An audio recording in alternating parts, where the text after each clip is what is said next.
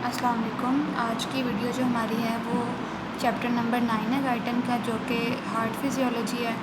तो उसमें सबसे पहले जो चैप्टर 9 है, चैप्टर 9 से 13 तक हार्ट फिजियोलॉजी है और उसके बाद जो है वो सर्कुलेशन है। तो सबसे पहले हम स्टार्ट करते हैं बेसिक कार्डियक मसल्स क्या होते हैं, जो कार्डियक मसल्स और स्केलेटल मसल्स में डिफरेंस क्या है। तो इस पूरे पेज में जो है वो 2-3 बातें हैं बस जो याद रखनी है। वो ये कि जो कार्डियक मसल्स हैं, कार्डियक सेल जो हार्ट में होते हैं उसमें एक टी ट्यूब्यूल होती है एक सार्कोमेयर में, जबकि स्केलेटल मसल में 2 टी ट्यूब्यूल्स होती हैं एक सार्कोमेयर में। इसके अलावा कार्डियक मसल सेल्स के जो जनरल फीचर्स हैं कुछ, जैसे कि वो स्ट्राइटेड होती हैं, उनमें भी एक्टिन मायोसिन वैसे ही होता है जैसे कि स्केलेटल मसल में होता है। और उसके बाद जो यहाँ पे एक इम्पॉर्टेंट बात लिखी हुई है कार्डियक मसल की, वो लिखी हुई है कि जो कार्डियक मसल है वो उनके अंदर होते हैं इंटरकलेटेड डिस्क। यहाँ पे डायग्राम में शो भी किए हुए हैं, ये वाली जो डायग्राम है इसमें ये जो शो किए हुए हैं ये इंटरकलेटेड डिस्क दिखाए हुए हैं। तो इंटरकलेटेड डिस्क का काम क्या होता है कि जो दो सेल्स को आपस में जोड़ के रखते हैं, जहाँ पे दो सेल्स की फ्यूजन होती है, जहाँ पे गैप जंक्शंस होते हैं, वहाँ पे इंटरकलेटेड डिस्क मौजूद होती हैं, ताकि अगर जो एक्शन पोटेंशियल एक सेल में आया है तो वो रैपिडली दूसरे सेल में चला जाए।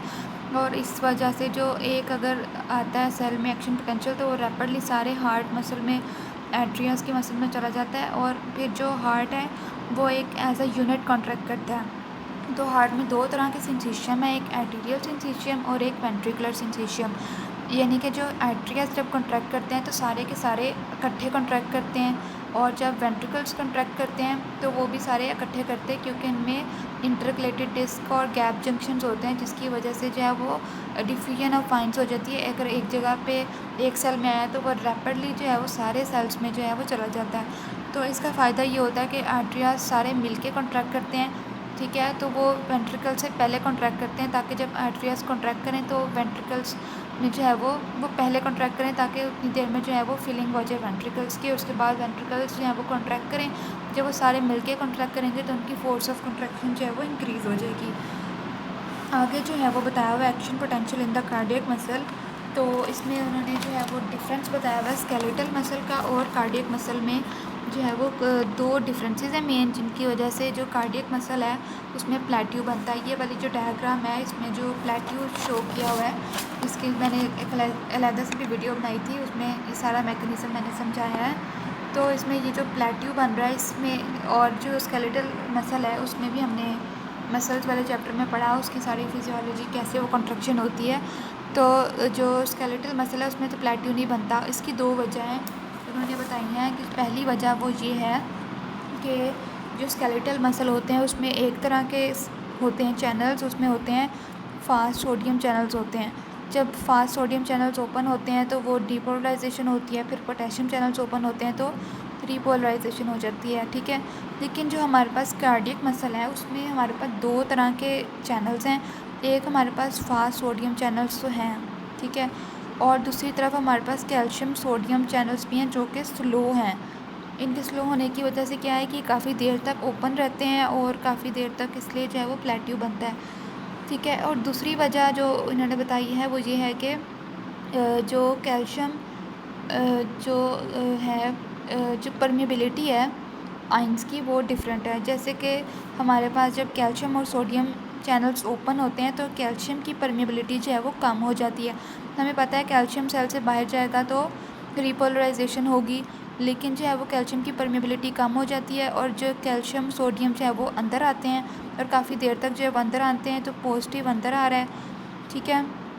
और जो है वो पोटेशियम जो है वो बाहर जो है वो बहुत कम जा रहा है, तो इनमें एक बैलेंस आ जाता है, और जिसकी वजह से जो है वो प्लेट्यू बनता है। तो जब कैल्शियम और सोडियम चैनल्स क्लोज होते हैं तो पोटेशियम की परमेबिलिटी जो है वो इंक्रीज़ हो जाती है और रिपोलराइजेशन हो जाती है। इसकी वजह से जो हमें जो ग्राफ मिलता है वो इस तरह जो ये प्लेट्यू बनता है वो इस वजह से होता है। इसमें ये बात बताई हुई है। उसके बाद जो यहाँ पे है समरी ऑफ द फेजेस, इसकी मैंने अलग से वीडियो बनाई है, सारी वो वीडियो देख लें।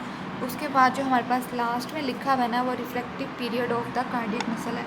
तो रिफ्लेक्टिव पीरियड वो वाला टाइम होता है जब अगर एक एक्शन पोटेंशियल आया है और डीपोलराइजेशन हुई है, तो जब तक वो जो है कंप्लीट नहीं हो जाती, नया एक्शन पोटेंशियल आने से दोबारा से डीपोलराइजेशन नहीं होगी।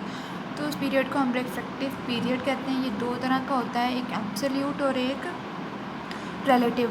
एब्सोल्यूट वाला वो होता है जिसमें अगर जितना मर्ज़ी स्ट्रॉन्ग आ जाए स्टिमुलस, तो जब तक पहली वाली कंप्लीट नहीं होगी वो स्टार्ट नहीं हो सकती। जबकि रिफ्लेक्ट जो रिलेटिव वो होता है कि बहुत ज़्यादा अगर स्ट्रॉन्ग आए तो फिर चांसेस होते हैं कि दोबारा से जो है वो कॉन्ट्रैक्शन हो जाए। तो जो एब्सोल्यूट है उसकी ड्यूरेशन 0.25 से 0.35 सेकंड है, और ये उतनी ही है तकरीबन जितनी देर में प्लेट्यू बन रहा है। और जो रिलेटिव है वो 0.05 सेकंड्स है। आर्ट्रियास की जो रिफ्रैक्टिव पीरियड है वो शॉर्टर होता है, ठीक है, ताकि वो रिपोलराइज होकर दोबारा से जो है वो कॉन्ट्रैक्ट कर सके, क्योंकि वो पहले कॉन्ट्रैक्ट करते हैं और जो है वेंट्रिकल्स बाद में करते हैं। तो आर्ट्रियास की 0.15 सेकंड है और जो वेंट्रिकल्स की है वो 0.30 सेकंड्स है। नेक्स्ट हमारे पास इस चैप्टर में जो बताया हुआ है वो एक्साइटेशन कॉन्ट्रैक्शन कपलिंग बताई हुई है। इसमें एक्साइटेशन कॉन्ट्रैक्शन कपलिंग क्या होती है कि mechanism by which the action potential is converted into the mechanical work, यानी कि जो एक्शन पोटेंशियल से मैकेनिकल वर्क हो उसको एक्साइटेशन कॉन्ट्रैक्शन कपलिंग कहती हैं। तो इसमें जो है वो मैकेनिज़्म तो है तकरीबन वैसे ही है जैसे स्केलेटल मसल का हमने चैप्टर 7 में पढ़ा है। इसमें 2-3 बातें जो डिफरेंट हैं वो ये हैं कि जो कार्डियक मसल है वो बहुत ज़्यादा डिपेंड करती है एक्स्ट्रा सेलुलर कैल्शियम के ऊपर। इसलिए हमारे पास इसमें जो टी ट्यूब्यूल्स हैं जो स्केलेटल मसल में, तो ये अगर इस तरह से है तो इसमें जो है वो बहुत उनका जो है डायमीटर जो है वो 5 टाइम्स ग्रेटर है और वॉल्यूम जो है वो 25 टाइम्स ग्रेटर हो गया, ठीक है। तो टी ट्यूब्यूल्स बहुत ज़्यादा है। टी ट्यूब्यूल्स के अंदर एक्स्ट्रा सेलुलर फ्लूइड है, क्योंकि ये सेल मेम्ब्रेन की ये एक्सटेंशन है ना सेल के अंदर, तो इसके अंदर एक्स्ट्रा सेलुलर फ्लूइड है और इसके अंदर होती है कैल्शियम। जो हमारे पास कार्डियक मसल सेल्स होते हैं उसमें जो सार्कोप्लाज्म रेटिकुलम है वो बहुत ही पुअरली डिवेलप्ड होता है, ठीक है। तो इस वजह से वो बहुत ज़्यादा डिपेंड करते हैं एक्स्ट्रा सेलुलर कैल्शियम के ऊपर। एक्स्ट्रा सेलुलर कैल्शियम देखिए यहाँ पे भी दिखाया हुआ है, टी ट्यूब्यूल इसका बहुत ज़्यादा वाइड है। कैल्शियम जो है एक्स्ट्रा सेलुलर फ्लूइड में जो आती है वो यहाँ पे कैल्शियम डिपेंडेंट चैनल्स होते हैं टी ट्यूब्यूल्स पे, उनको ओपन करती है। ये जो है ये कैल्शियम भी जो है कॉन्ट्रैक्शन करवाती है, और ये वाली कैल्शियम जो है जो sarcoplasmic reticulum calcium dependent channel लगे होते हैं रायनोडिन रिसेप्टर्स, उनको भी ओपन करवाती है और इससे भी कैल्शियम निकलती है। लेकिन जो इससे कैल्शियम निकलती है वो इतनी ज़्यादा नहीं होती, क्योंकि जो स्केलेटल मसल है उसमें तो मेनली डिपेंड ही इस वाली कैल्शियम पे कर रहे हैं, लेकिन यहाँ पे मेन डिपेंड जो है वो इस वाली कैल्शियम का है और इसमें जो है बहुत थोड़ी है।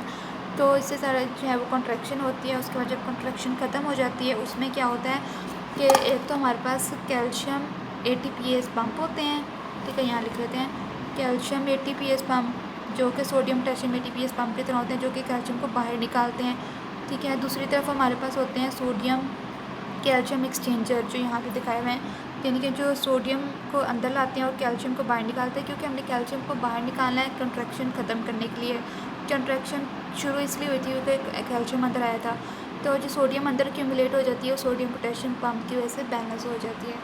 तो ये नेक्स्ट वीडियो में हम आगे कार्डियक साइकिल से देखते हैं, ठीक है। थैंक यू, अल्लाह हाफिज़।